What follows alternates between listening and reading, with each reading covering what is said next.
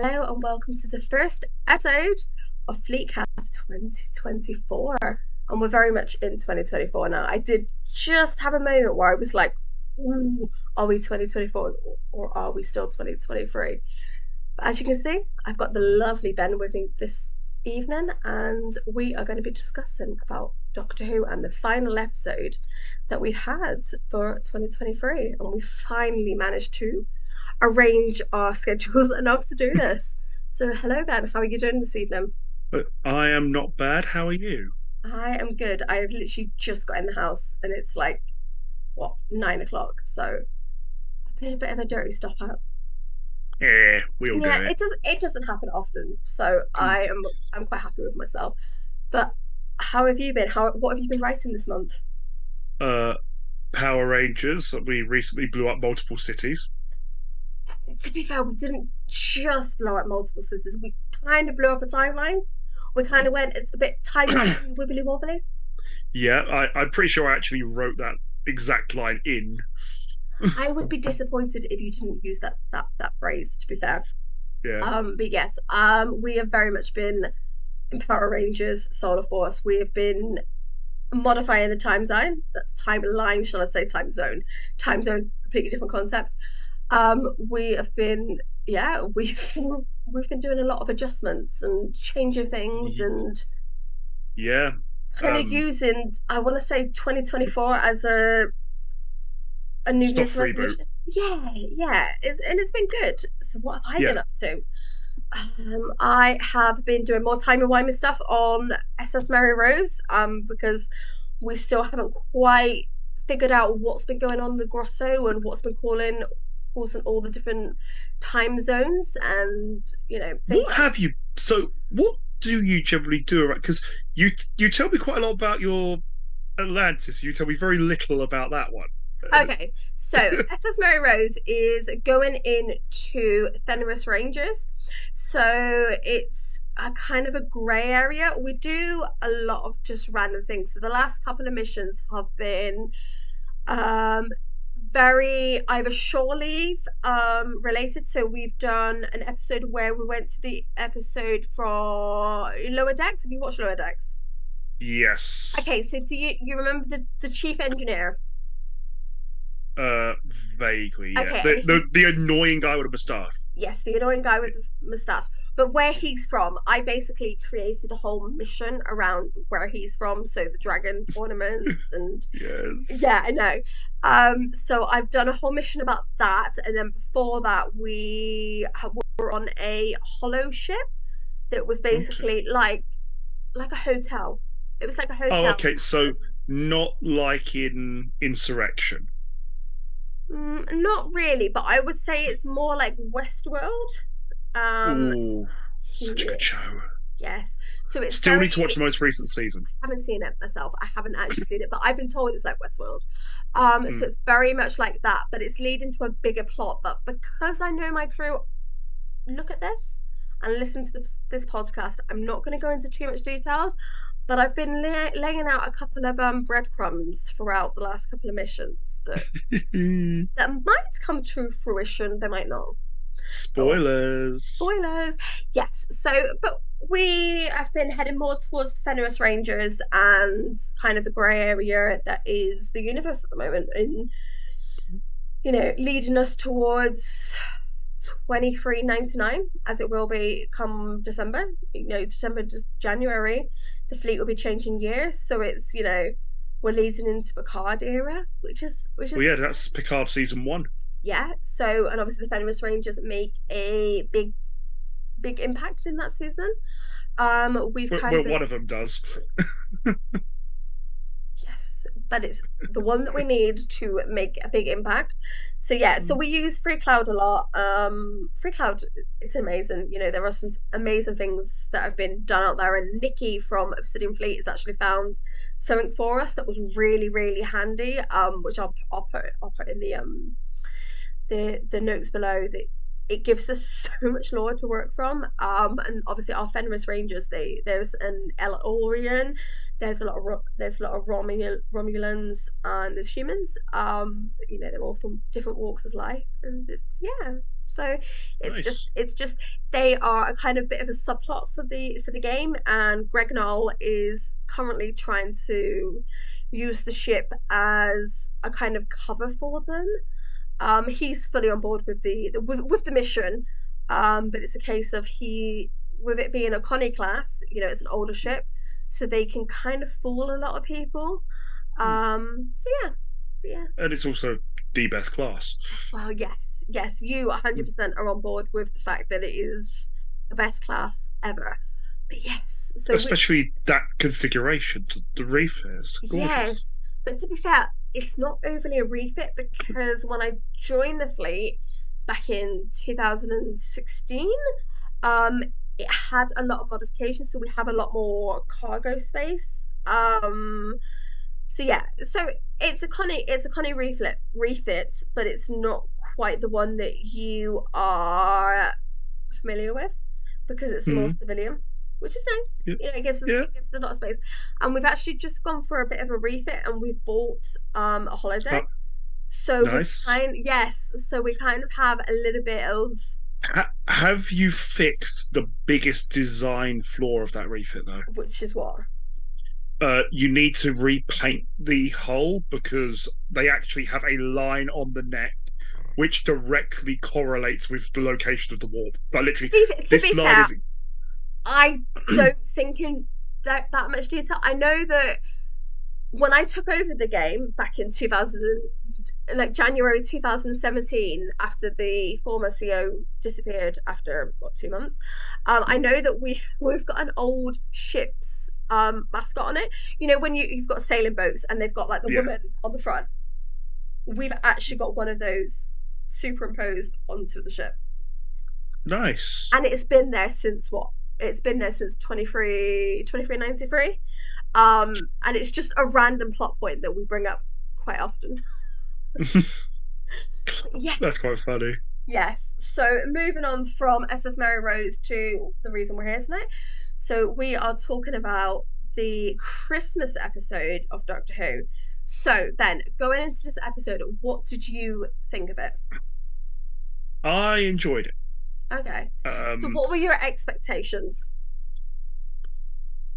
my so I whenever it's a new Doctor, I try not to go in with an expectation. Okay. Um, Purely because I was very much let down doing that a very long time ago. Okay. Or I say let down. It was actually a good kind of let down. Yeah. But I went in to Matt Smith thinking this is gonna be crap, Okay. and then Matt Smith was actually very, very good. Yes. So as a result, I do now try to leave the expectations at the door, Yes. at least for the first 3 or 4 episodes. Okay. It's basic, Which is good because I think every doctor yeah. deserves a chance. It is basically every Doctor gets 3 or 4 to wow me. Okay. I can see Where that. yeah, well, Smith did it. Well, Um, Smith blew out the park in the first episode, man. yes. So with Smith, there were 2 episodes in this first 4 that I thought were absolutely brilliant. Okay. As say 11th Hour, and also is it Time of Angels? Yes, it was a very, very good episode. Yeah. Um, just because that bit at the end where he's got the gun and Yes. he's taunting the angel, or right, the angel tries to taunt him, Yes.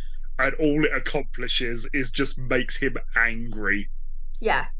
Although that does present a plot hole later on because of the fact that he later on says at Demon's Run, "Look at that, I'm angry. That hasn't happened before." Yes, it has. I think the fact that there was a long time between those two episodes, there was you know Yeah. there was decades. I think we can kind of Well, give that. for him, there was about 200 years. Yeah. But so going into this episode, you kind of felt quite positive then. Fairly. Yeah. See, going into this episode, I very much felt the same. I didn't want to kind of put expectations on it. Hmm. Um, but the trailers kind of I don't want to say they filled me with hope, but I was quite hopeful around this episode. And to be fair, in the first scene, I didn't feel disappointed. Obviously, this episode starts really kind of well.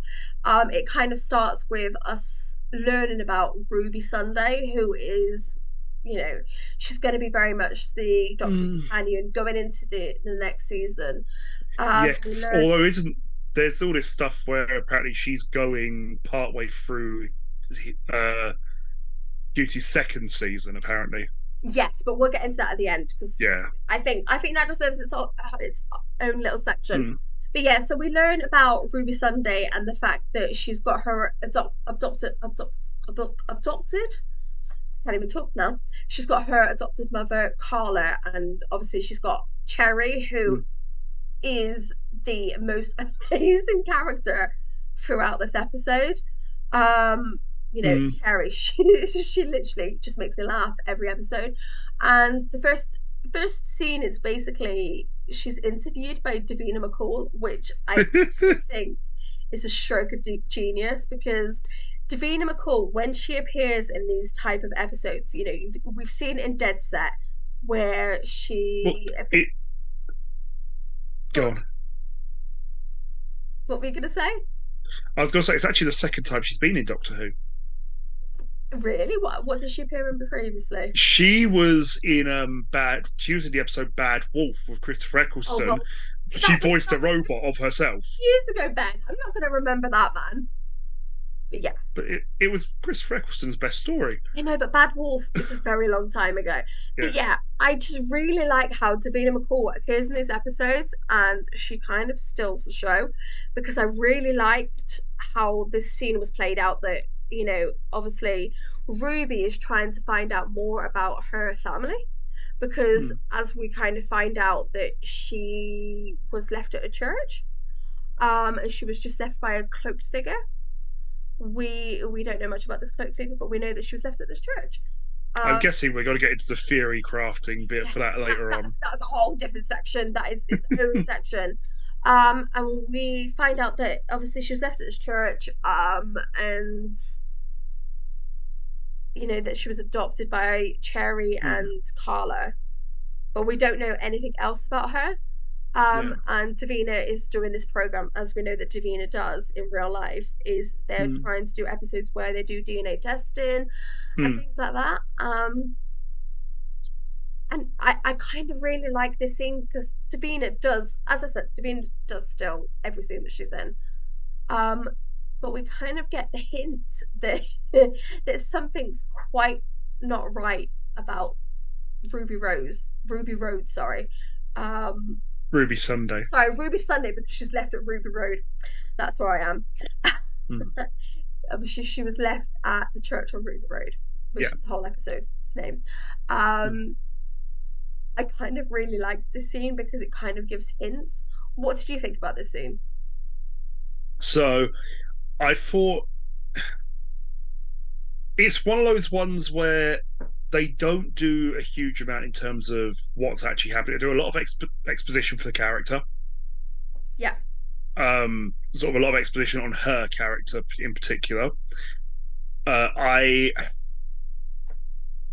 sort of, I was watching, I was just like, I want something to actually happen. So obviously you get the bit then when the light goes down. I'm like, oh, good, something's happening now, because I and this isn't a dig at people who do like those particular types of shows, but I find those kinds of TV shows very, very monotonous, very, very dull. yeah, And it's sort of, I was like, no, I really don't care about this type of TV. But I'm here for Doctor Who. I want something interesting to be yeah, happening. yeah. But 100%. it was very well put to, like, in spite of that, I could still appreciate how it was well put together. I mean, I quite like the actress who plays Ruby Yeah, because she was in Corrie before, which yeah. I really I enjoy. I kind of I found myself really endeared to her. She's playing a character that wants to find her birth parents. Mm, And following the interview, it kind of goes towards the fact that mm. Ruby is experiencing bad luck, and then Davina is experiencing bad luck wherever Yeah, they go. Um, it's they always play it like it's contagious. yeah. And there's kind of lot. there's kind of lots of different scenes that we go through where the 15th Doctor Mm.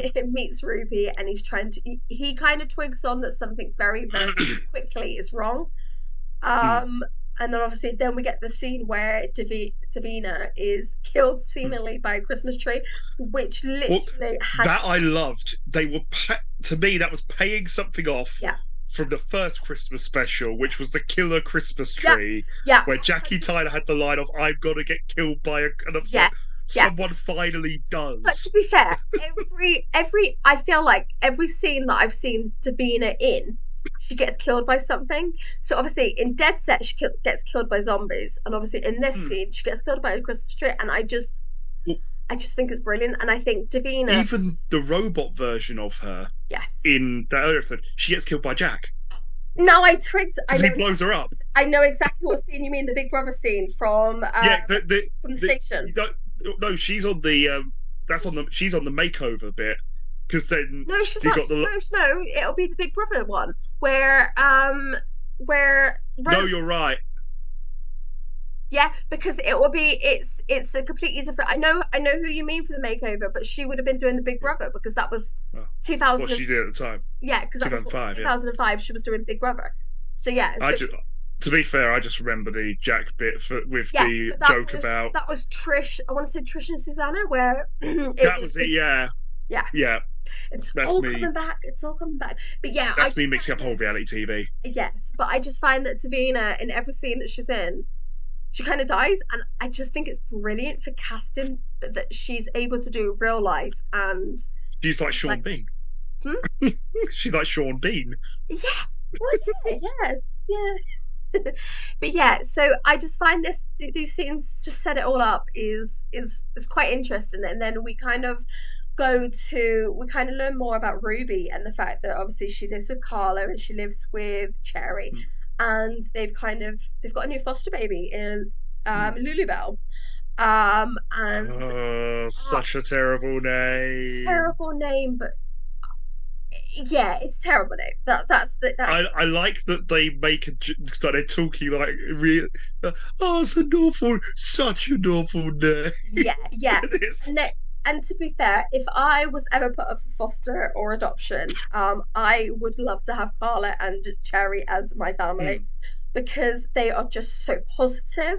You know, they celebrate the occasion. You know, Carla's got mm, all the mm. photos on the fridge. And the fact that she's adopted, well, she's fostered 32 other children, I Well, think that's just, you know, yeah, fantastic. and I'm actually going to get to one of the points that I really like with Yeah, her character later okay. because it we I have to go into spoilers to Yes, actually make it's the point. difficult because there was just so much foreboding in this episode. It's just really good. It's really good. But kind of what I like is the scene. It kind of Carla steps out, so she's leaving Ruby in charge of Lulubelle, and then Lulubelle gets kidnapped by the goblins that we've kind of had hints of. Mm. We've had hints Also, of the can we goblins. appreciate the fact that they're all green? Because who doesn't love a green goblin?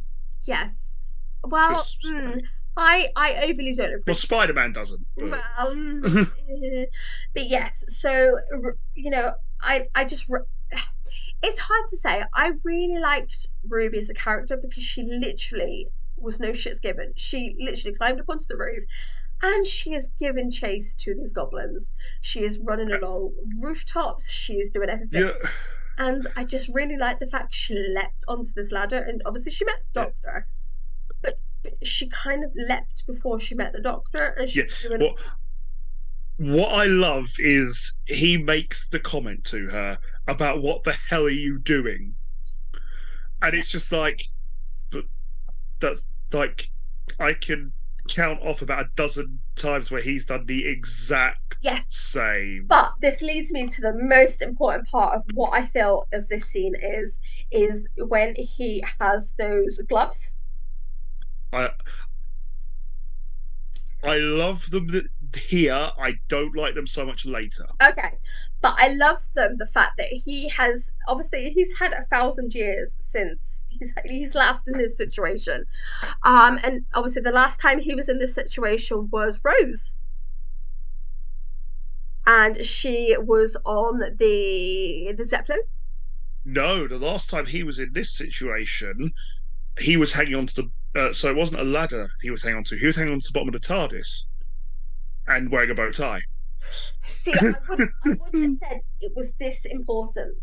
I know it sounds Mm, harsh, but it wasn't this important. So I feel like he designed these gloves because of one, that scene with Rose, and the fact mm, that later on, when they get to Doomsday, which mm. cry Yeah. because that music hits me every time. And Mm, Murray is fantastic in getting the films. mm, He wasn't able to keep hold of Rose, and I feel like he mm, spent all this time developing these gloves. I know you're going to deny it, mm. but it's my head canon. It works. And yeah, and I feel like I just love the scene where he gives her one of these gloves and they climb up to Mm. the goblin ship. Is that what we're gonna call it? The goblin ship? Yeah, the like pirate ship. Yeah. Um, Which, but by the way, like what they do here is what we should have had in Power Rangers Super Mega Force. Just pirate ship base. but it's too close to the Sentai, man. You know that European and American markets are so not like the Japanese markets. Yeah, but that's one of the few times where being closer to the Sentai would have benefited the series. But it would have just benefited you. You enjoyed that.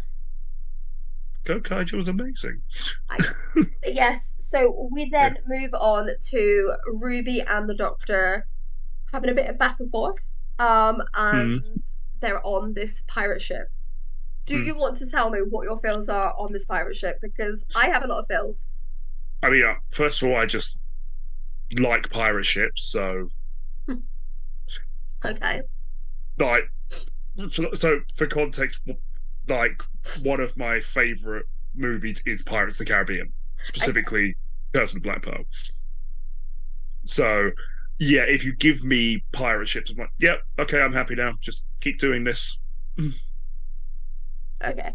But what I kind of liked is obviously the Doctor doesn't really know what's going on, but he kind of reveals that the goblins are otherworldly Mm, beings who feed on accidents and other bad things, luck. and obviously they're kind of traveling through time to find babies to eat, which Mm, yes, absolutely disgusting, and I mm. I feel like Doctor Who could have maybe taken a slightly different route, but Yeah, yeah, it's not something that we're going to discuss because yeah. we I'm a parent. I don't want to go into this, and obviously Ben doesn't want to. Simple as that. Yeah. He doesn't want to. We both are very much acknowledging that a lot of people have feels over this. Whether it's this or that, it's not Th- our place. there are a lot of feelings about a lot of Yeah, aspects that are somewhat problematic. yes, Let's leave it at that yeah. and It's move swiftly on. yeah, it's one of those ones that we nah. You like But I love a good debate, but yeah, I'm leaving that yeah, well and alone. I it's not something that I overly want to debate as Yeah. well because I feel it kind of takes something away from the episode, but it kind of moves into what I think is probably one of the best scenes in this episode is the musical number, and Yeah. it kind of gives me all the labyrinth feels. This whole episode is the only thing that I feel that is Mm. missing is David Bowie for the whole labyrinth feel. And you can deny this, but No. I feel like it's labyrinth. I'm watching an episode of Labyrinth when it gets to this part with the singing goblins. Mm. Have you seen Labyrinth? See, Please tell me you have seen Labyrinth, because now I'm gonna feel many, really many old. years ago. Ben, I'm now feeling really old. No, when I watched it, I was like 12. Oh man, now I am feeling old. You have to watch it. You have to watch it again, and you have to kind of you'll understand. But I feel that this musical number was literally out of the labyrinth. I wouldn't be surprised if I checked in the writers of the labyrinth and Doctor Who if there wasn't someone who corresponded with them both because of how much the vibe. And this is the vibe that it's not just me feeling this vibe, it's a lot of people feeling this vibe.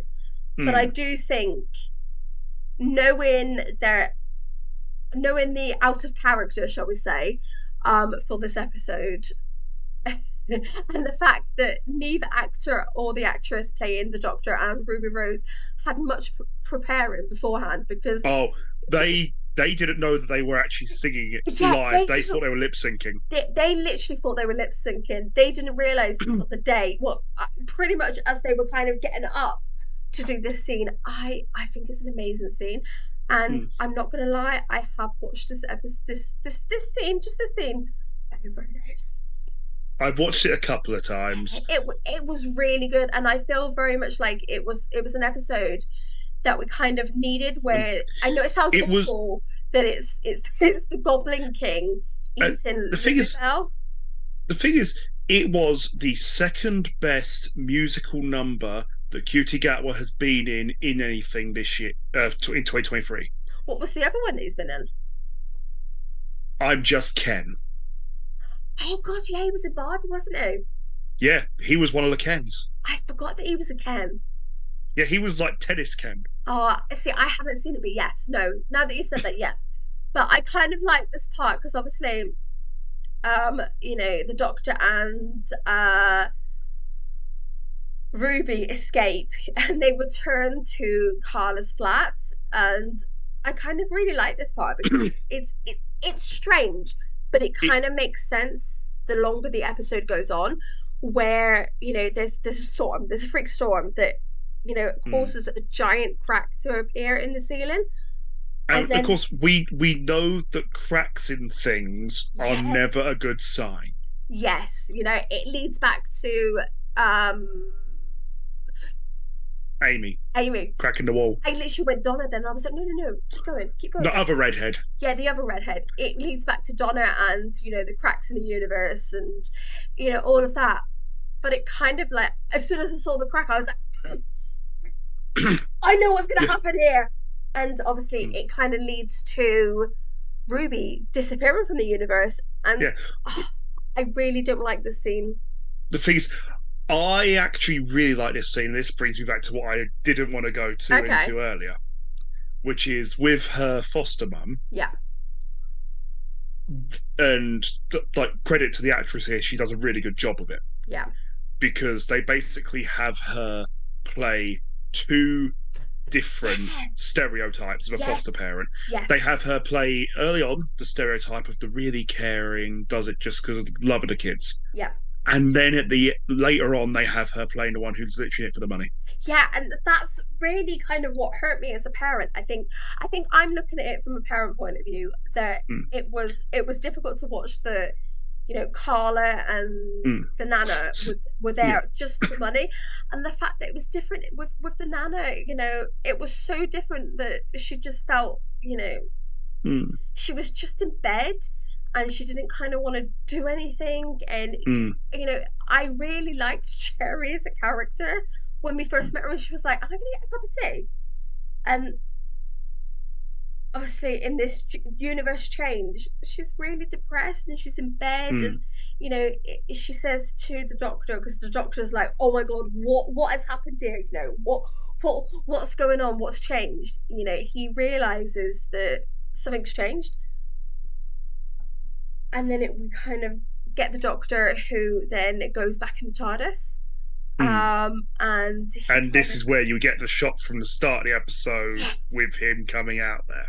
yes, it kind of, Because I got a little bit thrown here yeah, because me I too. was like, wait, so because I thought the whole thing was the bit at the start was earlier for him. It's like, no, that's later for him. Yeah, it was kind of one of those moments where you're completely thrown and you're just like, okay. It it I was him. I wrote it was Russell T Davies reusing something he's done before because he did the same thing in Smith and Jones. Yes, but he also used it in several other scenes on a massive scale. So this, Mm. I'm thinking of more. I don't even know if this is Davis' scene with the Doctor and Donna, not Donna, Amy. I'm very confused It about wouldn't both have of them. been for Russell T Davies Okay, for that so it's because what he never wrote Amy Pond. did he not? No, because he left as showrunner at the end of David Tennant's original run, Oh my God. and then he didn't actually write another episode of Doctor Who until Starbeast. I'm Yeah, completely like, eh? But yeah, yeah, no. But then it's very, very, very, very good acting because I'm writing because I assumed that he wrote a lot of the first season with Amy and Rory and that because what I'm thinking is very similar to the scene where we get kind of get a flashback where the Doctor is going through Amy's timeline, and you get that scene from the where they've confronting the angels on that ship. yeah. At the end of series 5. Yes, you know Yeah, what scene I'm on about. Yeah, yeah, because you had the bit earlier on where, and everyone thought when that came out that it was a continuity gaff yeah, yeah, because of the fact that suddenly he's wearing a different bow tie and he's wearing a different watch, yeah, yeah, yeah, yeah, yeah, and yeah, everyone's like, well, they've clearly filmed that alongside another episode, and they forgot to have him change. yeah, yeah, yeah. But it obviously all works out. But it kind of reminded me of that scene and obviously that kind of Mm, concept. But I kind of really like the vibe of us kind of going full circle in this episode. mm, But it left me with so many questions that we're going to at the yeah, as we get further. which I also have just realised we missed out one of the best moments of this Okay, episode, what episodes did we miss out? What part or of this one of episode? the best moments. The bit early on where you have the Santa nearly fall when Santa falls down with the doctor and the police officer. Yes, that was a Because good scene. do you know what that reminded me of? What's It that? reminded me of the movie with Paul McGann. Because in that, the Doctor keeps doing this thing where he'll tell people things from their future, Yes, yes. and that's exactly what he starts doing there. To be fair, now that you've said it, I do think there's a lot of Paul McGann in this episode. I feel very much like I'm it. all for that. Yeah, wholly 100% think that they've kind of done a homage to Yeah. Paul McGann in this episode because of how much goddamn disrespect he had with the fact that they didn't pick him as the first Doctor when they came back for the New Who. Yeah, ironically, they could have just got him to come back, even if just for one series. 100% they could have, and yeah, I kind of feel like the vibe of this episode was very much Paul McGann, and Mm. it could just be, No, because they do like to, with Doctor's sort of almost homage earlier yeah, ones. yeah, For example, David Tennant was very Peter Davison, yes, and Matt Smith was very. Matt Smith did a few. First of all, David Tennant, yeah, but also there was quite a bit of Tom Baker yeah. in That's Matt the kind Smith's of vibe I Doctor. got, but I very much feel like this Doctor is Paul McGann's Doctor, which Yeah, I am 100% on board from. Let's go! I want May to come along especially now. yeah, especially if they turn around and actually do just multi Doctor, get Paul McGann in, do it. Seriously, I am 100% there for that. Anything that has Paul McGann and the fact that he was I don't want to say he was my first Doctor, but yeah, no, he's 100% my first Doctor, and that movie was what got me into Doctor Who. Um, So I tell you what, I saw that movie when I was very very young. far too I young. Well, it came out in '96. I saw it. You were only a baby then, man. Yeah, well, no, I didn't see it then. I saw it. Must have been about 2001, You were 2002. still a baby. I didn't have a clue what the hell it was. Yeah, yeah, Because I remember seeing it, and my dad said about it's Doctor Who, and I'm like, "Where's his scarf?" yeah. Because obviously Because the only the around only that episodes time that they I'd probably had. seen, Oh, sorry, apologies. Around yeah, that time they probably had the repeats on Doctor Who on on BBC UK Two. Gold, they used to show the repeats, Ah, see, and I remember seeing most it on BBC. no, it was UK Gold I used to see because I used to see it with Dad, and but most of the ones that I'd seen were John Pertwee Yeah, and Tom Baker. yeah. See, I And I'd very seen a couple with Peter Davison as well, and didn't like him very much at the yeah, time. He's one that grew on me later on. yeah. See, mine was very, very the scarf doctor. And Mm. I want to say I want to I'm trying to think of the bad guys that he kind of dealt with. I want What to Tom say Baker's one? it wasn't the Cybermen, it wasn't the Doctor. I He did have the site, but Yeah, but it's not the episodes that's he had the original Zygons. that's it, Zygons. I was kind of saying there was Zytons, but no Zygons. Yeah, 100%. because funnily That's enough, who I remember. the the whole thing with Day of the Doctor is like they bring back the Zygons, which are a really weird bad guy in Doctor Who. In that they're quite well known, but until Day of the Doctor, they literally appeared once. But they didn't come back multiple Yeah, times. yeah, They appeared once. yeah. But I think they're so goddamn used well. But carrying on with this episode, Yeah. I kind of feel like the Doctor arrives in the past and he kind of witnesses the goblins taking Ruby away because he's realised that the goblins need to feed on something because they've saved Lulabelle. Well, they still need a Christmas Eve baby, and obviously Ruby was left at the church on Ruby Road Christmas Eve. on Christmas Eve, so they've gone back in time because they're able to do that. And I just I really kind of like this scene. I think this is possibly my favorite scene out of the whole series because it's brutal. Yeah. It is brutal with how the Doctor solves the problem. Well, the thing is, we also know one other thing from previous episodes. The Doctor's birthday is actually round about then as well. See, I didn't know that. No, do you know how we know that? How's that? End of Time, Part 1. Okay. He says, I'm 906. Okay. And then early on in Matt Smith's run, he says, I'm 907. Oh, see, I don't delve in that lore that deep. I don't keep track of that stuff. I'm not gonna lie.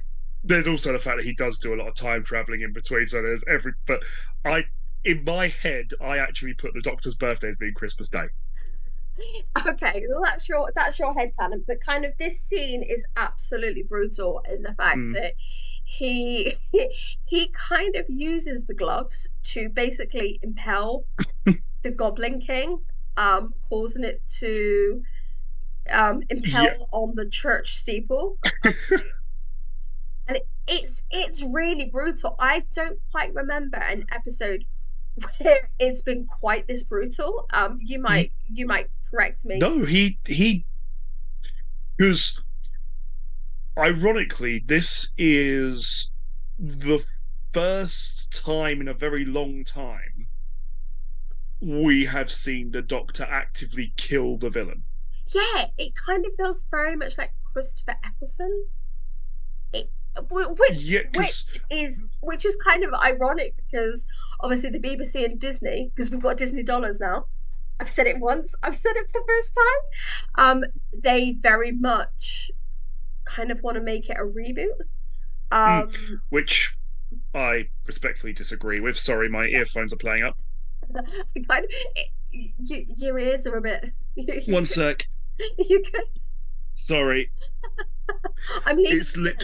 I'm leaving this in 'cause This it's funny. That's fine. It's just the sound kept going funny because of where they were sat. So that's why I keep playing with them a little bit, trying to get it But to yes, sound right in my ears. the Disney dollars are in effect, and I feel like very much they're rolling back to season one.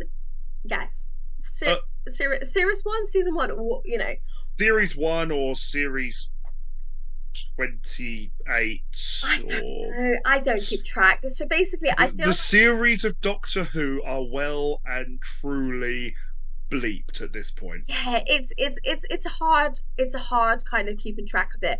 But I feel very much like this episode we kind of see Paul McGann, and then it shifts very very quickly in the last Into Eccleston. yeah, in the last 10 minutes it shifts very much to him. And also because I think the last time we saw the Doctor going out of his way to actively kill the villain Yeah, ironically was also a Christmas special, which was The Runaway Bride, yeah, it kind of where very much harks back to this Christmas episode, and they've kind of got to be a bit brutal. because it's also because there's an argument to be made for he does it in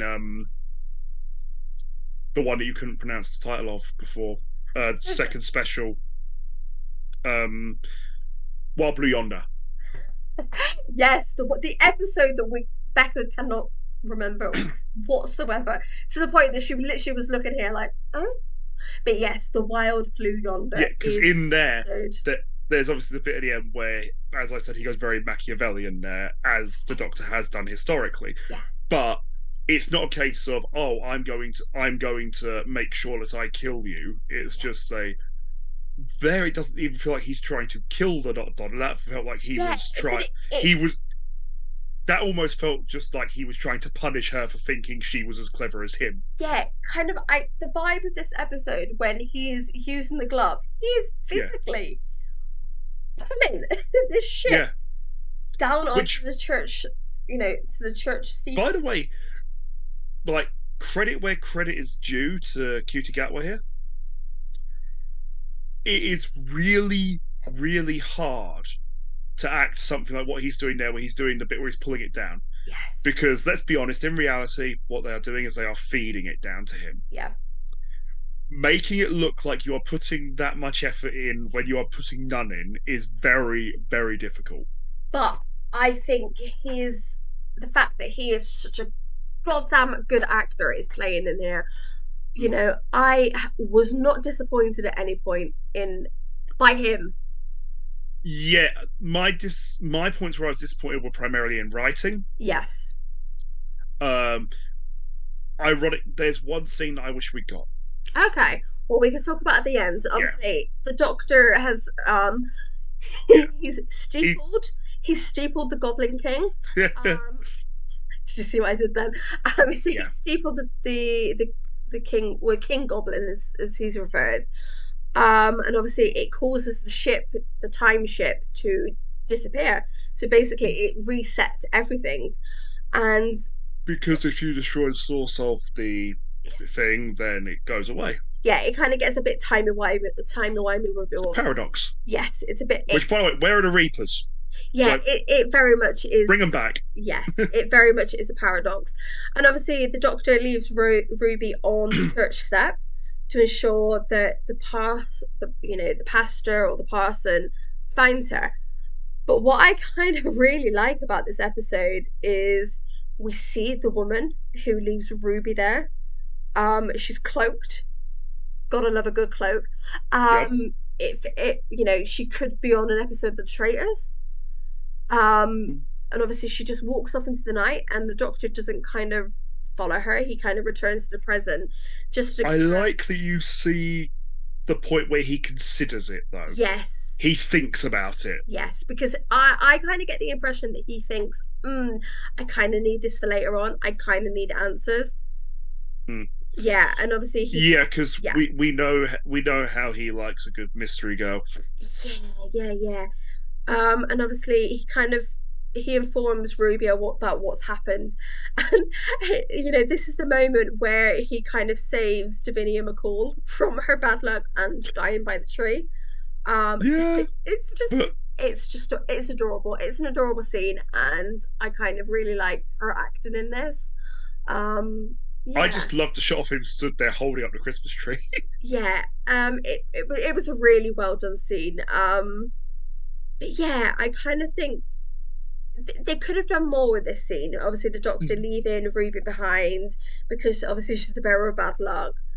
Um, but then it kind of flashes forward to the fact that Ruby kind of discovers that he's a time traveler and steps into the TARDIS without kind of any other knowledge, which I feel like the And Russell T Davies made a hell of a mistake on the commentary track for this. did he? What's that? Yes. So on the commentary, um, which there've been a lot of things on YouTube commenting on this. He says that no one since Rose has done the bit where they go out and so either Rose or Donna, he says, have done it where they go out and run. No, it was Rose. Go out, run round the outside. No, Donna did it. Donna did it. Martha did it. Amy does it. Does she? I'm pretty. No, No, I Amy don't. does it. I don't No, think she does no, because Clara did. yeah, Clara. Beg your Clara pardon. seems more the type. Yeah. Um, Who else? Bill did because of the fact that she thought it was just a random. She thought the TARDIS was Just a part random of the box. room, Yeah. and then she realizes no, it can't be because yeah. And again, it's like it was one of those moments where it's like, first of all, it was in your own writing. Yeah, You I did very this. much think he hasn't kept track. So I don't fit. So I very much get the impression a lot of time when he's talking about the show, he has sort of he's watched the odd episode that he didn't write, yeah, and not a lot of them either. yes, That's not necessarily a bad thing. Does yes. speak to his ego a little bit, but well, Yeah, we've all got but one. it does. I think he's very yeah, I think he's very egocentric. In when he's talking about Doctor Who, I think because of obviously he Hmm. believes that he has done, he's done everything. Obviously, he's done Torchwood, he's done Sarah Jane Chronicles. He's created this Yeah, whole what are we calling universe. it? Is it Doctor Well, Whoverse? the Whoverse. Hooniverse is what they're calling it. Okay, so what are we calling it? Because we've obviously got to be different. Um, Can we call it something simple that I can remember? Doctorverse. Doctorverse. Okay, I can get on board with that.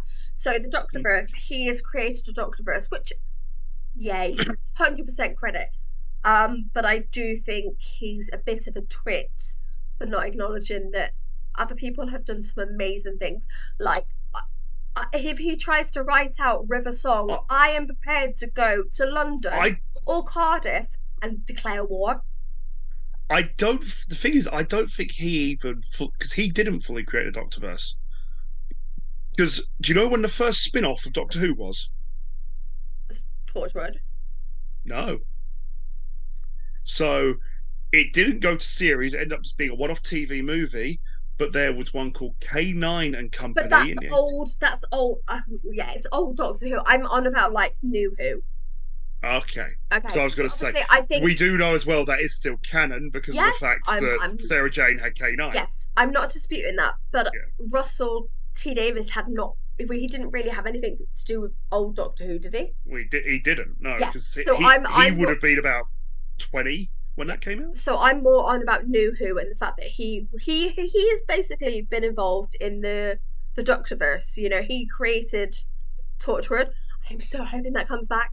Yep. The Sarah Jane Chronicles, all of those. Ironically, Torchwood was a show that demonstrated that Chris Chibnall can do good writing because he was one of the lead writers on Yeah, that, and it was really good.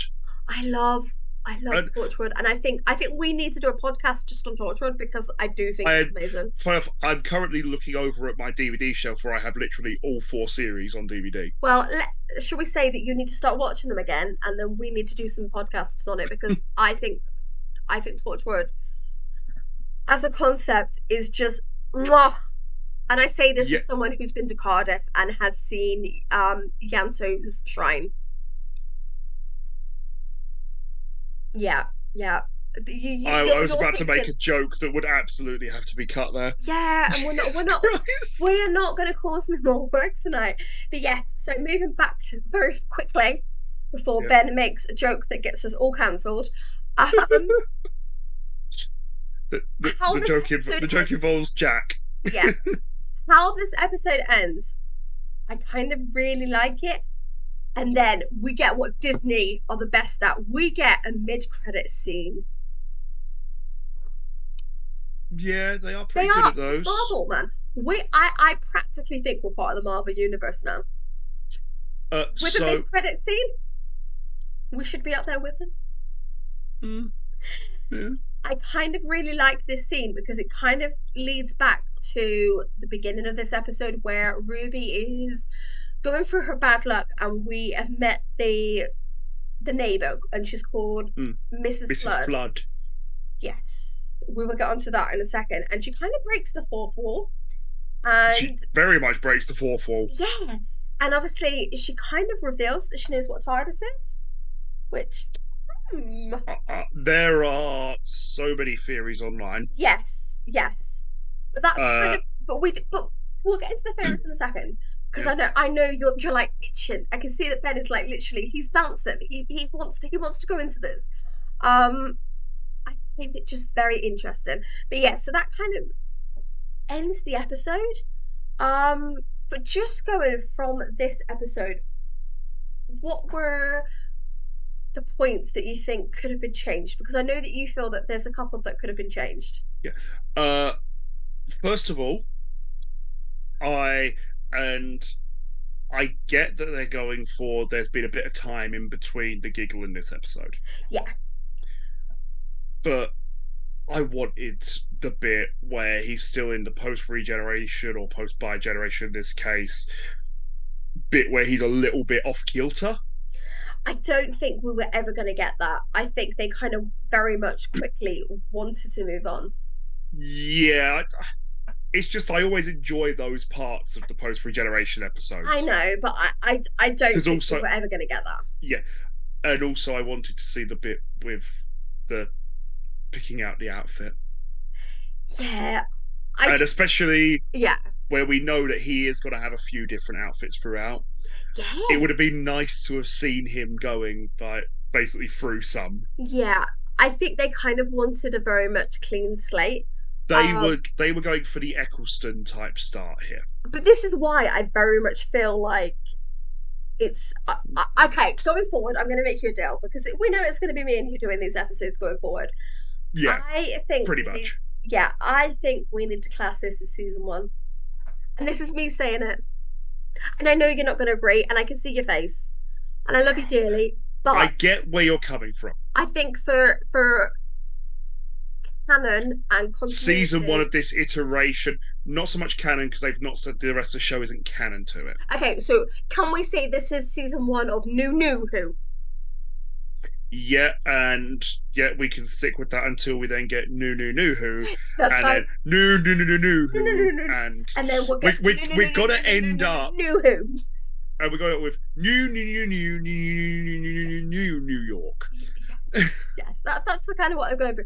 But I very much feel that we need to going forward call this season 1 because I really do think, and I was discussing this in the pub earlier that I very much feel this is kind of a soft reboot. Well, And I know, they've not made any secret out. yeah, I know in previous episodes I was like, I don't like this. I don't like that they're doing this, but I can see the merit in it now.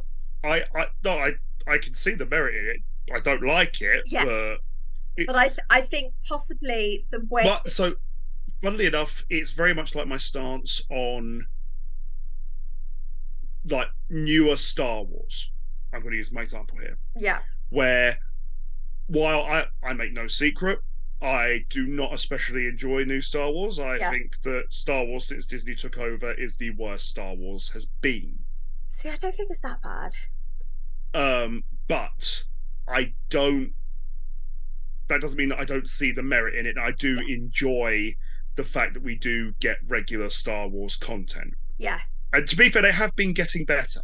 yeah, They are learning to basically not go, well, we're going to do this just because we can, and to actually think about, well, hang on a minute, what does this mean in terms of this? yeah.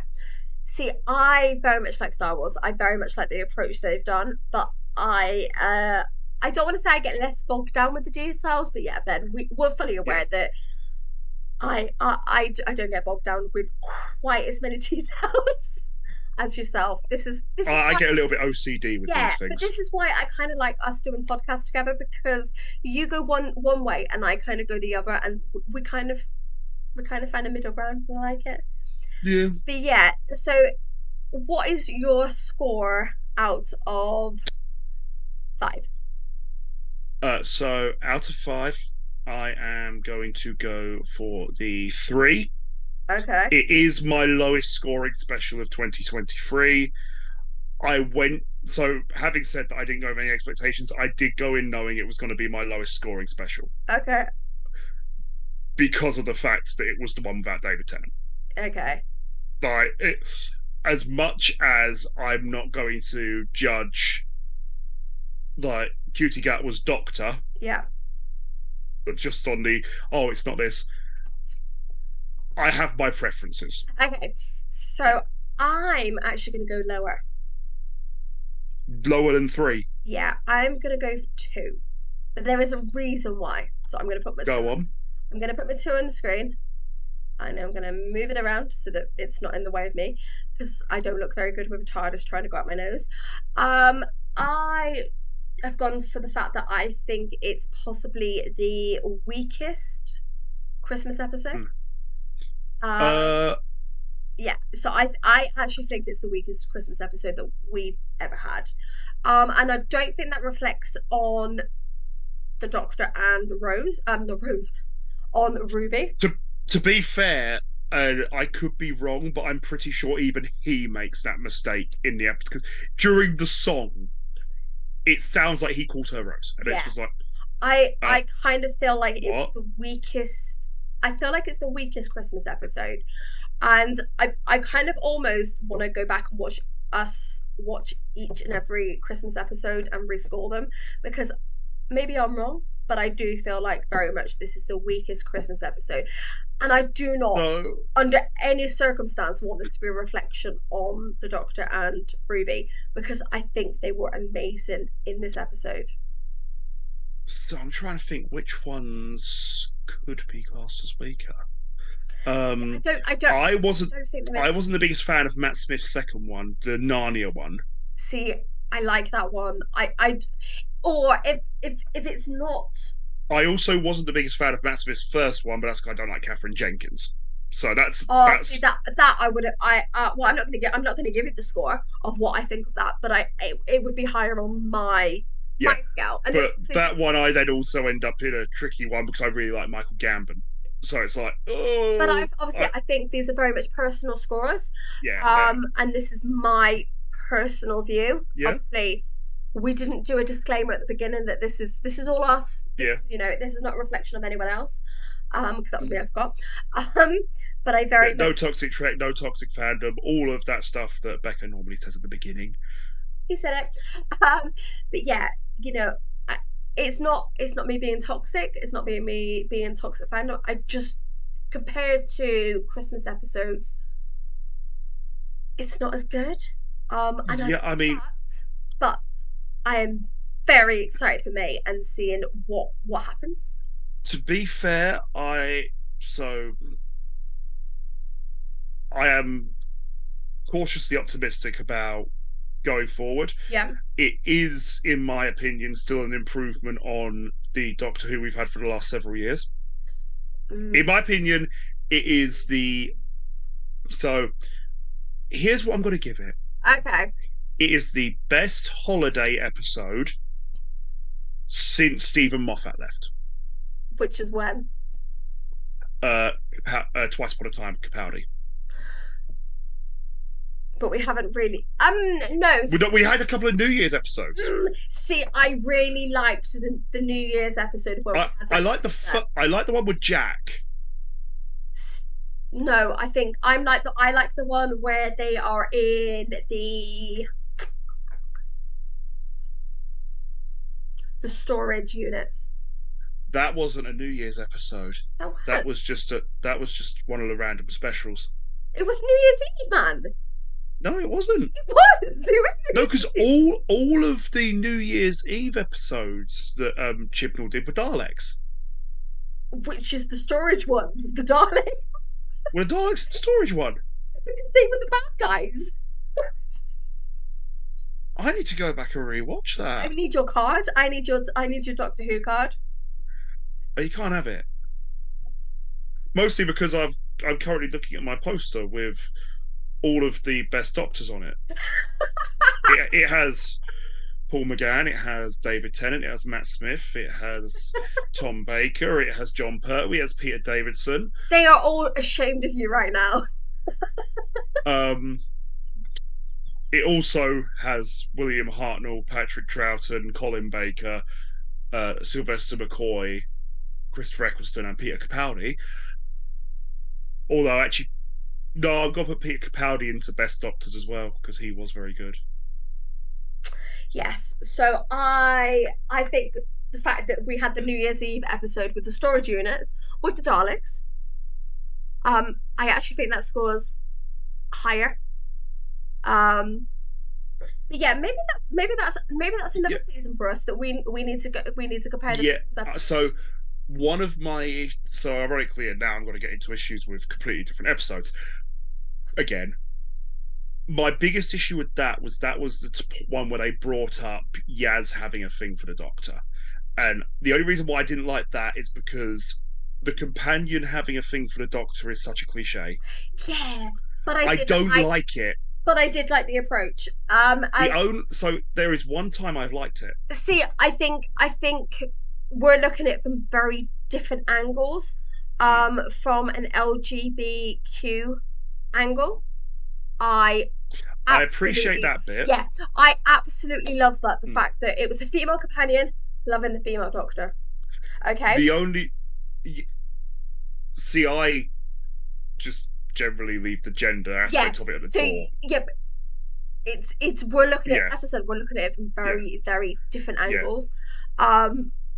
I absolutely love that it was a female it, doctor, yeah. female companion, and I it kind of it's difficult when you. yeah, I don't want to be negative, yeah, but for the community, I think mm, it was very good. But obviously, like you said, you appreciate yeah, my view, and I yeah, appreciate your view. That obviously, yeah. I mean, ironically, I agree with you. It's nice that they have that little bit of representation there. exactly, and that's all we need. Yeah. What I didn't like the cliche. Yeah, because it is I because also it's it been. didn't help that Yaz had the charisma of a piece of wood. Oh, see, I liked her as a character. She was, in my opinion, the weakest of 13's companions in terms of her Yeah, writing. yeah, And please don't. I can agree with that, but I do. Again, it's not a. This isn't a dig on the actress. This is wholly on her writing. Yeah, And ironically, I the more I think about it, the more I think it's just Chibnall isn't necessarily the best at writing female characters. he really. But we could say the same about Burnham when he writes Star Trek characters, female Star Trek characters. Just I Chibnall have written Star Trek? Burnham. Yeah, yeah, but That's what I Burnham said. is. I said it said it's the same as Oh, Burnham. Like Berman. Berman. It's the accent, You said man. Burnham. I thought it was Michael Burnham you were talking about. It's like, what? Did he write Discovery? God. Because again, you've just hit a really badly written female character, but you've which again is made worse by the fact that she's played by a really good actress, Yeah, and it's that's the thing I hate most about her character because Sonequa Martin Green is absolutely brilliant. she's so And good. I tell you what, the best thing I've ever seen her in was New Girl. No, Where Walking Dead. no, I purely will because die on that hill, Ben. I'm just not a fan of Walking Dead. Wait on. Yeah, it's there has only been one truly good zombie piece of fiction, Yeah, Dead excluding Set. Shaun of the Dead. No, Dead Set, man. Resident Evil, the games. No, no, no, no, no. Shaun of the Dead, 100% favorite film of mine, and then Dead Set, and then Resident Evil, and then Zombo. That's really good. I If you haven't haven't, seen it. it's on ITV. It's it's a really good. Basically, it's set in Birmingham at the start of a zombie apocalypse, and they have Birmingham. that comes up, and then basically they have to use a canal boat to escape. So you can imagine the fact that a canal boat is really slow. Just facts. It's hilarious, and I will send you the link because you Mm. have to watch it because it's only 6 episodes. It came out just before lockdown. It's brilliant. I'll give it a Google later on, Yeah, yeah. or probably not tonight because I got to be up for work in the morning. But yeah, Yeah, and obviously it's now 20 past 10. But yes, yeah. so moving on very quickly before we get very distracted by zombie films, zombie programs. I want to talk about Mrs. Flood. Right. Okay, I was you tell hoping me we your get to theory, this. and then I will tell you mine.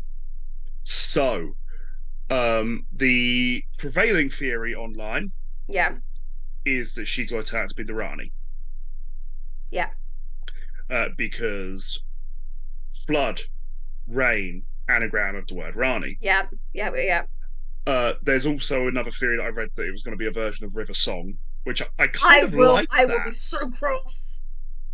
But the problem is, she wouldn't fit in the timeline.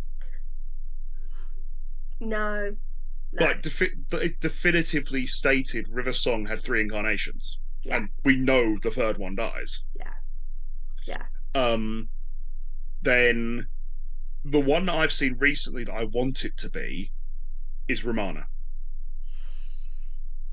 Okay, so you I basically, Ben, you have given me four theories here. For no, three theories. Free. Three. Yeah, also I have seen Susan mentioned, but it's like, no, just get Carol Ann Ford back. Basically, you're kind of edging your bets here, mate. No, this is what I've read online. Okay. So my theory, and I've only got one, though I do hope that it's maybe one of the other ones, is the Yeah. Rani.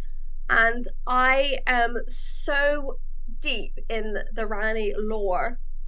Mm. Um, I will be probably upset if it's not the Rani because Yeah. I think it's such a good concept. Would you like to explain the Rani for those who don't know who the Rani is? Oh, okay. So the Rani is is she a scientist Time Lord who Yes, kind of she is. she kind of turns to the dark side. So she's not quite as evil as as the Master, but she's kind of up there because she's the She, well, I would say she's a mad scientist kind of you, you know what villain. she is? She is that. So she is that Cardassian scientist from that one episode of Voyager, the Yes. one who basically believed nothing was more important than the research and would just ignore any and all ethics Yes. to Yes. further that research. Yes. That's what she is. Yes. But I kind of really hope that it's the Rani and it's not the blinking Master. Because Not again. I think we deserve other Time Lords and other. We've The problem is we've had that particular bait and switch for the Master before as well. Yeah, this We is had it why in Series 8. I'm kind of really hoping it's the Rani. But what I like is that Mrs. Flood. The first time we see her, she's very different. She's very Mm. kind of that nosy neighbor that we all have, where they are in your face, they're kind of very negative. And then the second time that we see her, she's very positive and obviously she's breaking the fourth wall. Mm. I kind of feel like the vibe of the Rani in old Who. She kind of took over people. She kind of took Well, over their I don't want to say their life, but she kind of became them. well, no. Do you know what I kind of like here for that? And ironically, it somewhat plays into what we were talking about earlier with lots of Paul McGann here. Yeah, Because what did the Master do in the '96 movie? He took over the yeah, paramedic played by Eric Roberts' body. yeah, And he also, in the classic series, in Tom Baker's last episode, took over the um, body of Tremas. yeah. Which, by the way, I still love the fact that it's like what's his name, Tremas. So it's literally an anagram of Master. Yes. Yeah. Obviously I just kind of feel that obviously with the fact that the Rani was banished from Gallifrey because Hmm. Which, obviously, by the way, tells you a lot because they're not exactly portrayed as being the most moral species. obviously she was banished because of her experiments, and I just kind of feel like because she's a friend of she was She was a classmate of the yeah Doctor and the she was a Master when they were classmate of both children. obviously the Doctor and the Donner. Um, The Doctor and the having Master. so yeah the Master they were both at the Time Lord Academy together, and I kind of just feel as you know how the Radio Times once described her once upon a time is she's as evil as the Doctor is good, um which I kind of really like because I don't feel like the Master has ever been described that way. The irony is, I don't actually think of the Master as being evil. Yeah, but this He's is just psychotic. yes, That's all he is. this is why I find it really interesting that the Radio Times Yeah. described her as this. I don't know Although when it I also don't necessarily think of the Doctor as good. But I do, I because think, he compared is to borderline sadistic.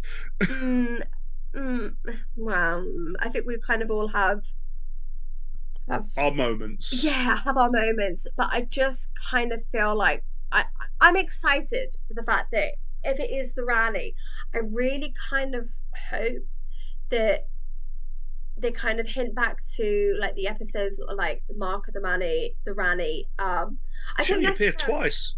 Mark uh of the Rani and Time of the Rani. yeah, so she literally she appeared in the Dimensions of Time, but I don't know how kind of I don't know if that's canon or yeah, I not. kind of That's the don't know how problem. canon that is, but I kind of really hope that I Mm. kind of even really hope that they're gonna have I don't even know if Kate O'Mara's still alive. But I kind of hope there's gonna be like an episode. Oh no, she passed away in 2014. That's a Oh, that's a shame. shame. Yeah, I kind of would have really liked to kind of have like a scene where there was maybe a regeneration. Mm. But I do think Kate O'Mara was such a brilliant Mm. actress. Like for the fact that she only played the Rani, three times, like three episodes. It might have been like Yeah. Well, it. The funny thing is, and it's going back to that same things with the Zygons. One of the things with Doctor Who is they do have these villains that are one and done or two and done, but they are very much pervasive in yeah, the fandom. yeah, Another good example is Omega, yeah. who That's a good one. he's appeared twice. Yeah, but he's Like, he's he's like a massive part of the lore. yeah, because he's the first Time Lord. It's the Yeah, same as with Rassilon. yeah, He's only actually appeared three times. He was in the Five Doctors in the yeah, Tomb, and then he was in End of Time, yeah. and then he was in Hellbent. Oh yeah, Which, by the way, uh, that also definitively tells us that at the end of time, when the Master keeps shooting Timothy Dalton, yes, he does kill him. yeah. Yeah. You're kind of right there. But yeah, so my theory is very much on par with yours that it's the Rani, and I I, mean, I kind of I don't feel like there's many other theories out there. the the other one that I have heard, which I like it, but it's so easy, Yeah, is that she is Ruby from further down the line.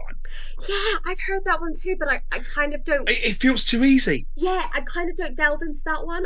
I really don't think it's going to be that. I don't think they would use that actress as that Yeah, because the things I read that and I was like, I get where you're coming yeah, from, but it just it feels feels like a easy. cop out. It doesn't Although it doesn't feel like actually sorry. saying that this is Russell T Davis cop outs, all I'm going to say is Meta Crisis, just let it go. That was a cop out See, as well. I think he was still finding his feet.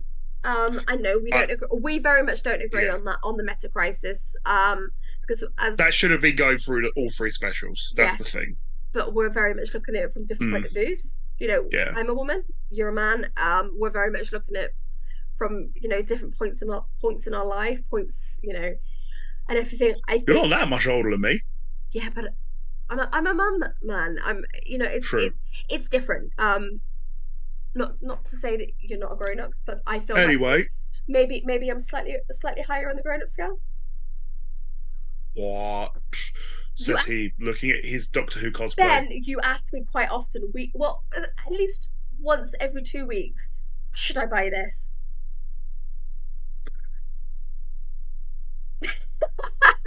Anyway, Okay. But yeah, I can't overly jump onto many theories.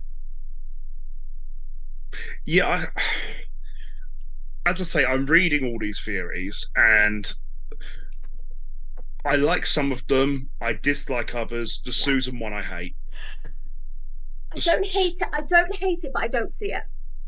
The only reason why I hate it is it's just like no, just like Caroline Force still around, and she's even said she would go back to the show. Yeah, that's why I just don't think that's a theory that I kind of accept. And also, you could get a really interesting dynamic out of that. purely because obviously in the original series, you've got Susan as a young woman Yeah, with the very, very old doctor. yeah. And now you've literally would flip that on its head. Yeah, I literally I just don't see it. And the fact that they've got Anita Dobson there, Mm. I can't see it. You know, I won't be disappointed. I will not be disappointed if they say that Anita Dobson is Susan Mm. or Romana. I won't be disappointed. Mm. But I feel maybe that it's a little bit of a cop out. Yeah, I do want them to bring Romana back. I so want Romana back. But oh, that brings up. Have you seen the thing with the new audiobooks that we've seen? Oh, you've got to look at it, Ben. If you haven't seen it, let me find it. Let me find it. Let me find it. Because I posted it. Let me find it. Doctor Who. Doctor Who. Doctor Who. But this brings me back to the fact that we do Doctor Who because the fact is Yeah. this is one of the threads that has like 476 comments. Leela, have you seen the Leela versus the Tiger? Yes.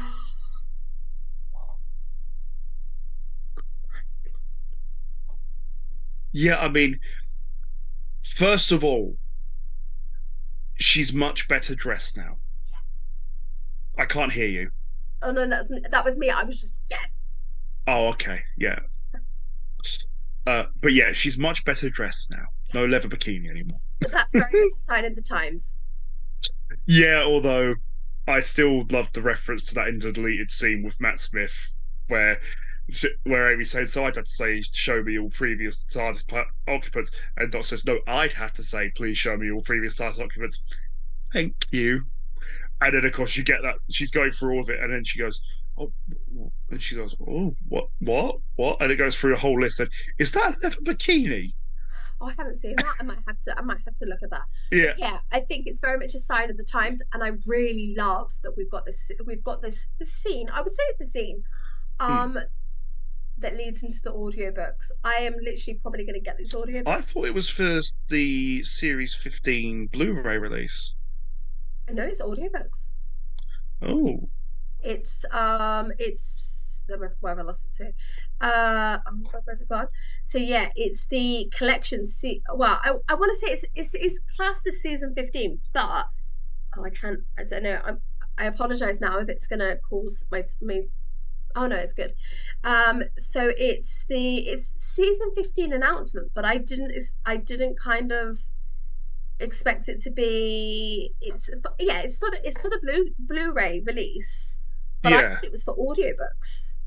Mm, I could be completely wrong.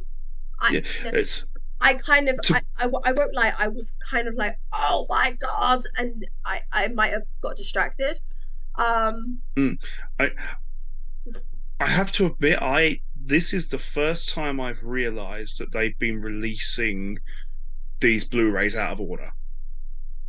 I'd never twigged it okay. because obviously we saw multiple ones that were John Pertwee and then some Tom Baker ones. And then it's like, oh, wait, it's actually they've been doing them out of order, which I should have twigged sooner I because think they've been doing them out of order, out of ease, because it's probably easier to do certain ones than others. yeah, so at this point I'm pretty sure they've done all of Colin Baker, Yeah, all of Peter Davison, and all of Sylvester McCoy.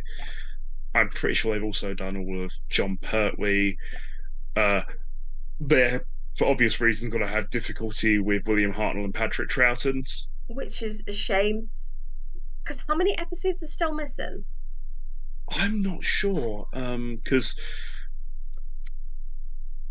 it was literally just because they didn't have any space at the BBC, wasn't it? Yeah, it was literally they had no space at the BBC and they got rid of them. But they found quite a lot of the episodes because people had them for their private viewing or they were sent to other countries. Because Uh, obviously, back as in of uh, as of October 2023, there were 97 episodes unaccounted for. The missing episodes spanned 26 serials, including 10 full serials. okay, Uh, I want to know which ones are the full serials missing. the thing is though, they William Hartnell's episodes were what, half an hour long, and they ran like several episodes with several, Mm, yeah, it was kind of like five episodes maybe linked together.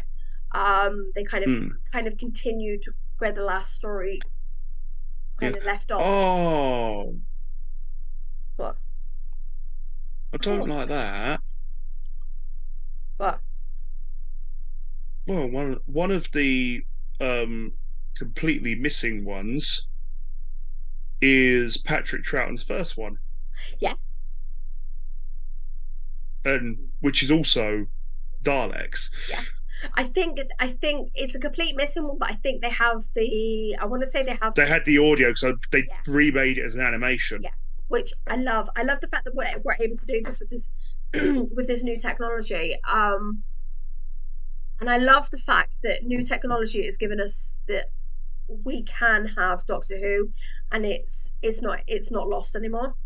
Mm, But yes, so our theories, we're basically, both of us are kind of um happy that if it's the Rani.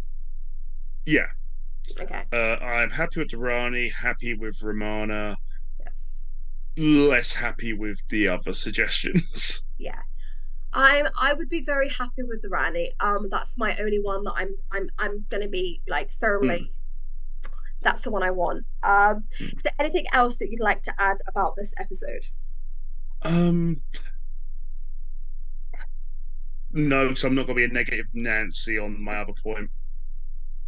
Uh, because it is just me being really finicky. Although, actually, no, because I've got a negative and a positive here. Okay. So I'm going to start with a negative bit. Hmm. I don't like the design of new Sonic Screwdriver. I don't like that it's a TV remote, Yeah, no, I can agree with you there. but I love the fact that it's not using sound waves to make force fields anymore. Okay, yes. Like, because that's the one thing in the Star Beast that I absolute like. There are bits that I disliked in the Star Beast, but the bit that I hated was no, it can't make a projection or a force field because that's light, not sound. Like, Disney dollars, man. but physics, I know, but Disney dollars. physics. Disney dollars. Um, I can we please just put in the bit of David Tennant at the front of the classroom I know, saying physics repeatedly? I know. I don't really have any extra thoughts on this other than if there Who do we think Ruby's mum is? the Rani. I literally think it's Mrs. Flood. Yeah, But I think this is 100% why they can't find any reference to her anywhere in the universe. ironically, that would actually explain. 'Cause this is the bit that we were saying about earlier, where there's been all this stuff where apparently Millie Gibson's going about halfway through the next series, Yes. which apparently Russell T Davies accidentally let slip that she may be going back to Coronation Street, which I am all for because she was her character was very interesting in See, that. I haven't seen Carnation Street. I haven't Yeah, literally met this actress until she's appeared in Doctor yeah, Who. yeah. No, but um, the new act, so they've replaced her with an actress who's appeared in a few other things, Yeah, um, and so she's a bit older. And part of me wondered if it's someone at Disney didn't like the early 30s man running around with a girl in her late teens, early 20s, and went, "Oh, this is very unseemly." yeah. It's like, well, it's never I been unseemly before. I I can't help but agree with you there. I think that myself, and that was kind of one of the first thoughts I had around this. It's like, but the doctors be like, for God's sake, they point blank say that Rose is 19 Yeah. in series one, which is hilarious because Billie Piper is very clearly in her mid 20s. Yeah. But I think Disney have a lot to answer for in this how they think the world view is. Yeah, And I think we probably need to leave my views yeah, on Disney and how they spin things possibly there. Um, yeah. I don't want a lawsuit, so yeah, Disney dollars will be in effect there. yeah. Um, But one of the things that I have seen brought up in regards to where she's going is going along that theory you've just said, where her mother is the Rani, which of course would make her half Time Lord, and it could just be a case of, yeah, she's going to regenerate, Yeah. and it's like, I'm okay, very interested to see where it goes because I do think a big theme of the next season is going to be who is Ruby's mum. oh, I just had an idea. Oh God. Okay, share. So, and this goes off of your Mrs. Flood is the Rani, Yeah. the very, very, very, very um unethical scientist. Ooh. What if Ruby is a clone, specific, Ooh. but what if she is a modified clone of someone in particular?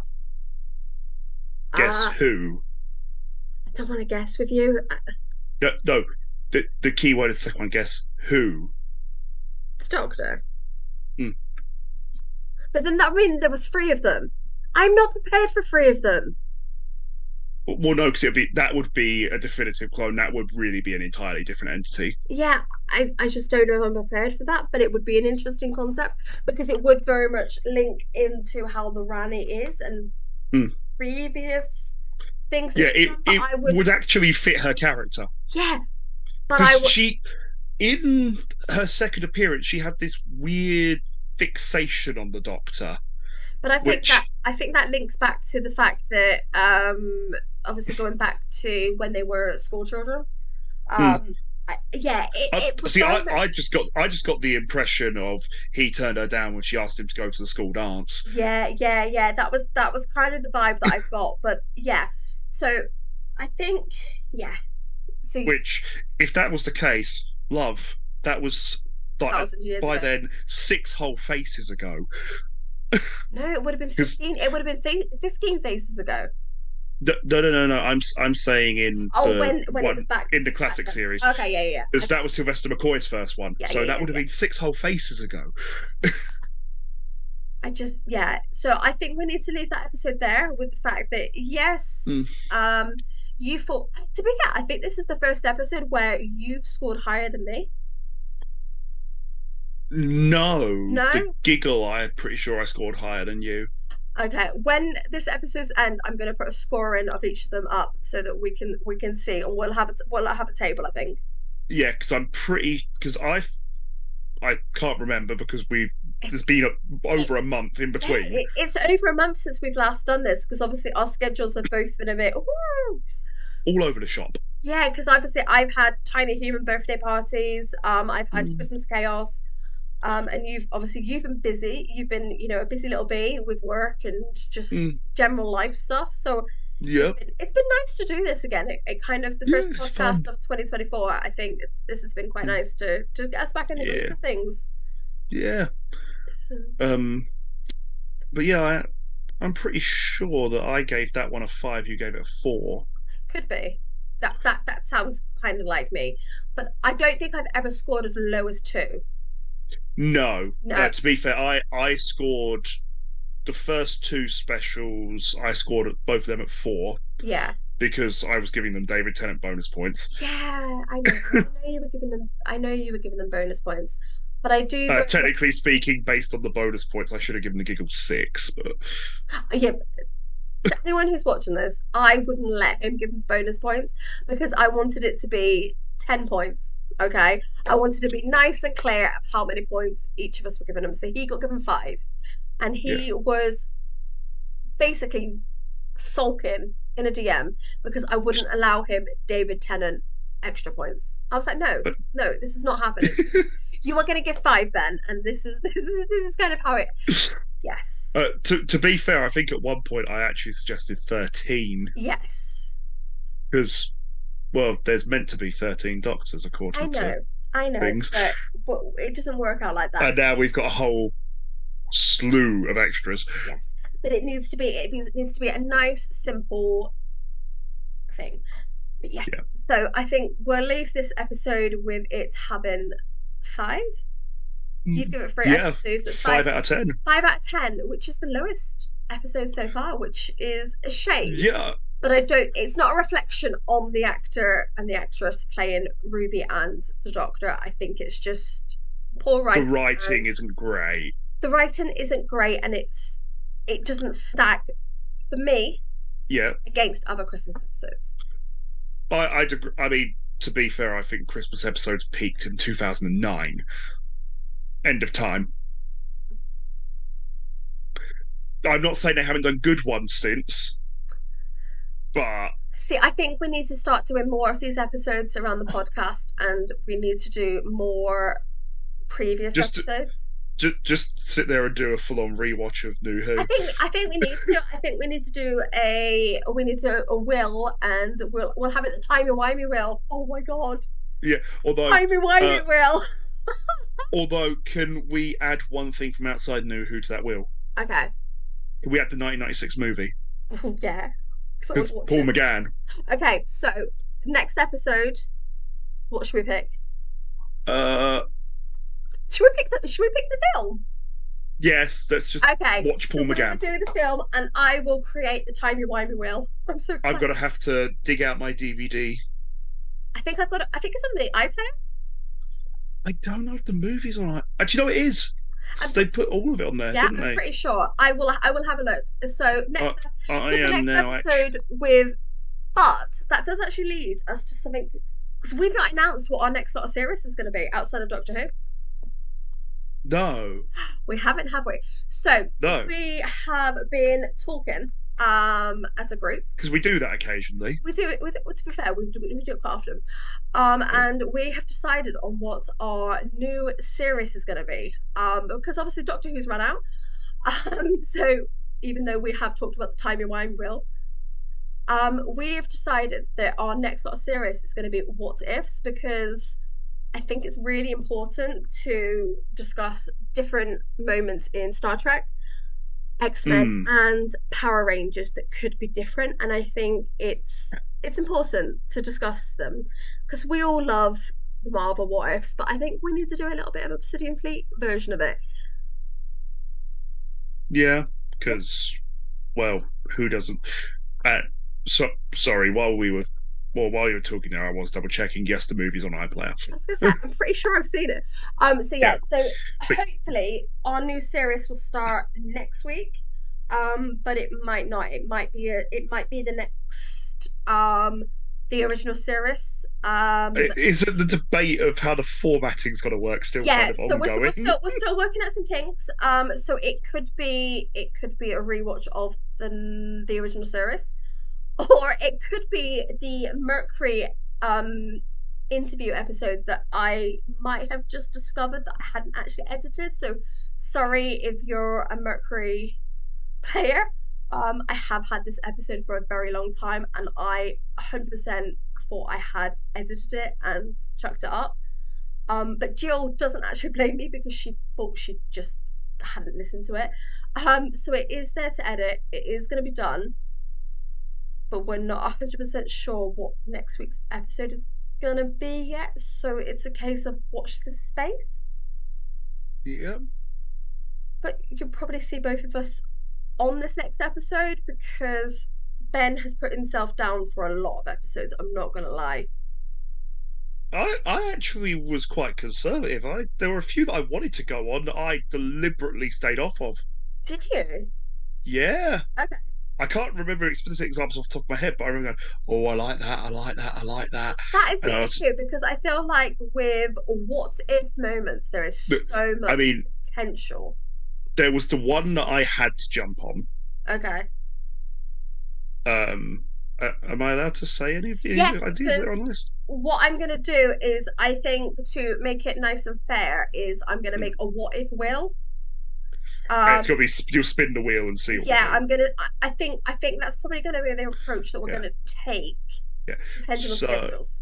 yeah, so one of the ones that I had to jump on was the what if Picard wasn't brought back from Best of Both Worlds. Yeah, that is a good one, and I think possibly that's probably one of the top ones that we're gonna do.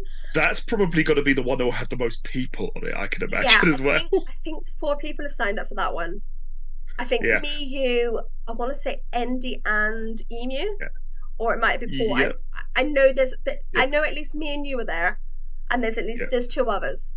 Yeah, I know there was at least one other when I looked at it because Yeah, no, it's I gonna. considered not doing it so it wouldn't be oversaturated. Yeah, I think yeah, but it might be a Um, case that I might have to limit people just to make it fair that it's actually we kind of uh, cover everything. yeah, with the Power Rangers ideas as well, I deliberately tried not to jump on all the ones you were jumping on Which because I thought there's I'm kind of proud of you for that because I think you did an amazing job of getting those what ifs, even though I did add a couple that I I really liked. haven't looked at it since I Okay, added so I've the added load a on. couple because I wanted one that was very specific. I wanted to do one that was what if Zane didn't wake up? I saw that. Yeah, and I think I have added it, but I put it on my own my own document to remind No, because myself. I'm pretty sure I did see But that. I mean, I have a few around what if the Phantom Ranger's identity was revealed? see that would be a really tricky one. I know, but I just and I think I've also put something around Countdown to Destruction. I think and Uh, I might not have added to the document though, but yeah, I can't see it on I'm there. pretty sure I think I just put it in my own notepad and I've also put something around I can't remember, but it was something to do with space because we all know that is possibly one of my favorite seasons, and Yeah, I well, made my daughter watch it, and she did watch all episodes. it's the best one, But or I it's the did add best of that era. yes. Oh, I added the one around Billy. What if Billy had been the Red Ranger in Zio? In Zio, yeah. So excited. Ironically, because one that I wanted to do was what if Jason had been the Red Ranger, Yeah, there was and it, so much potential, but I well, don't think logically that would be well, no, ironically that ended up. I've managed to spin it okay. in a very roundabout way Okay, well, because the first one that I suggested was what if the season one team stayed through the end of Mighty Morphin, and then I actually suggested a sequel to that of what if the original yes, MMPR team yeah. was still in place at the start of Zio. Yeah, so I kind of, as you can see, we are very passionate about this idea and the fact that every single person who is in the comms team, the podcast team, the content team, they kind of were like, "Oh my God, why have we not done this before?" And Mm, they kind of literally signed themselves up and started throwing out ideas.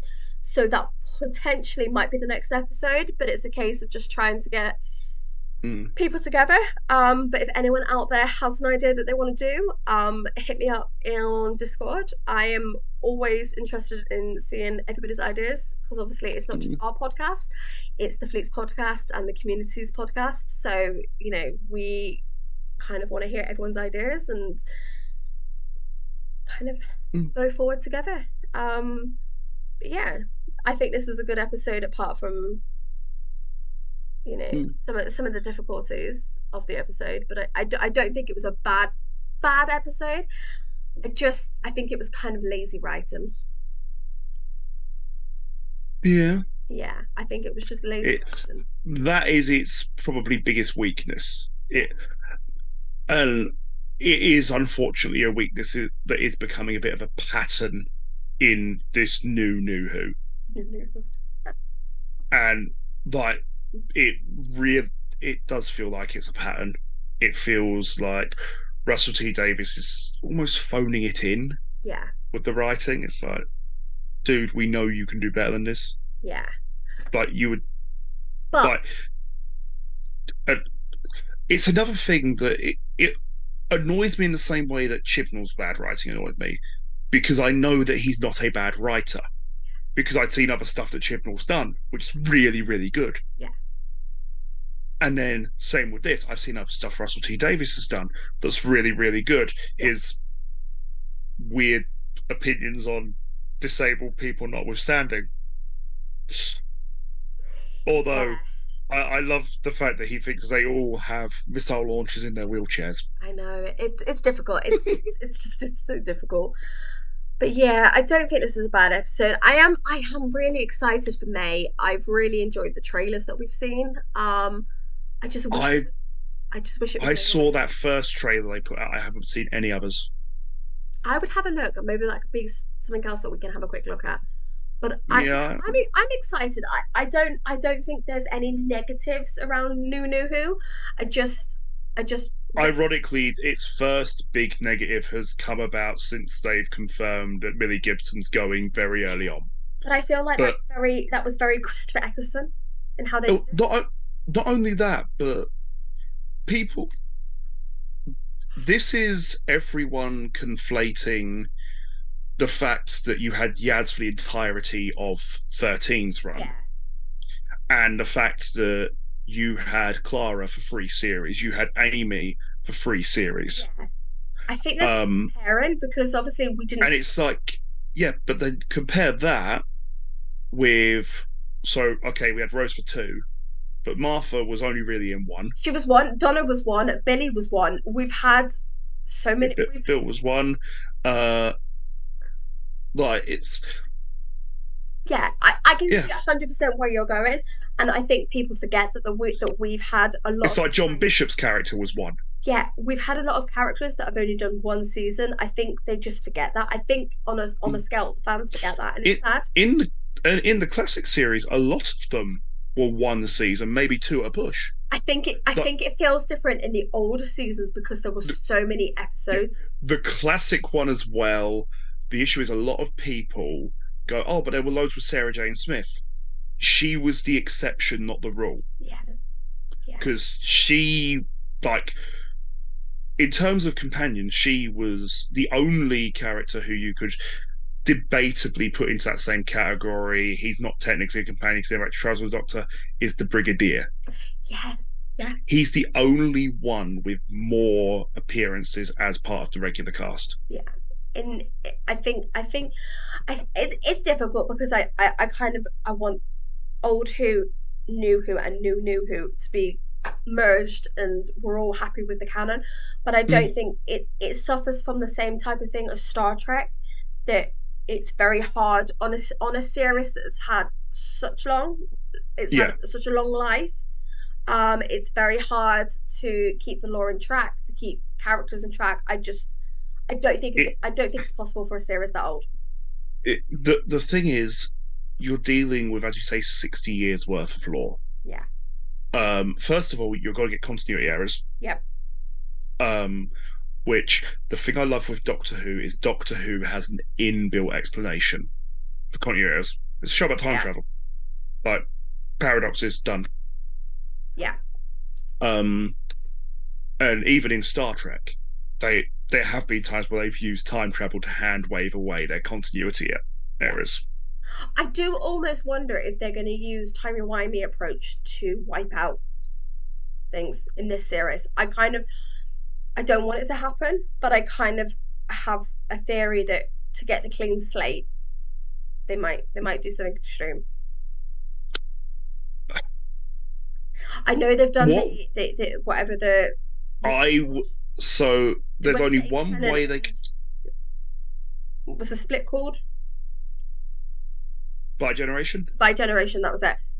I know that's kind of given it a soft reboot. I just and almost well, wonder. to be fair, it's given it apparently a harder reboot than everyone thought because Russell T Davies made his comment on the commentary about how it basically retroactively goes back through the timeline and does all the other Doctors as well. Yeah, I don't like that. I kind of just get the vibe that it's gonna be they're gonna do something like that. But we'll see. I May. I on it I honestly am very concerned, and I hope they don't do this. This is one thing that if they did, I would be monumentally peed off. Yeah.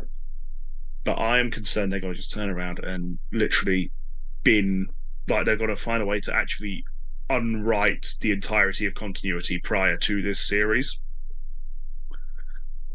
Which the only I'm on the bandwagon with you that I think possibly. which if they do that, I will be really hacked off. I'll be more hacked off if they go, "Oh, we're unwriting everything prior to Christopher Eccleston," because it's like so. Basically, at this point, again, playing into that ego we were talking about earlier. It's like so basically everything that doesn't tie into what you wrote. Yeah, yeah, 100%, And at 100%. that point, we're also then hitting the biggest issue I had when they first did the Timeless Child during the Chris Chibnall run, which is he was basically saying, "Oh, I didn't write that. I can get in the bin." That's what it felt like. It's difficult with continuity that's this Mm, old. But yeah, I think we kind of just need to wait until May and see what happens. yeah. I mean, I hope I'm wrong. I also hope that if he does turn around and go, "Oh, yeah, I'm unwriting everything prior to this," okay, that's fine. But unwrite everything. Yeah, you Don't can't pick and choose. don't do what James Gunn was seemingly trying to do with DCEU initially and pick and choose what's staying. Yeah, It's like no, you have to get rid of everything or get rid of nothing. yeah, 100%. And there's one thing that I know um, Russell T Davies would absolutely hate to get rid of, and the reason why is because he loves working with the actor, Donna's daughter. Yes. He'd want to try and find a way to keep it's like you can't keep her without keeping Donna. You can't keep Donna without keeping both 10 and 14, Yeah. which yeah, you then it well, it gets a bit like, can of worms open. Oh no, the worms are everywhere. They're trying to put them in, but they're only putting some of the worms back in, and yeah. it's going to At be a that mess point and a it's headache. like, yeah, no. Yeah, I think it's difficult, but I think we kind of need to wait for May, and I think Hmm. that's possibly, as it's now 11 o'clock at night. I think it's probably a good place to end this episode. Yeah, I need to be up for work in exactly 8 hours. Yeah, so I think we need to let Ben go to sleep. I'm gonna clean up my house because it's chaos. And Um, I'm gonna finish my beer and then go to sleep. yeah, well, I'm gonna get a Bailey's. So yeah, so we will see you next time. Keep writing, stay safe. Bye. Bye.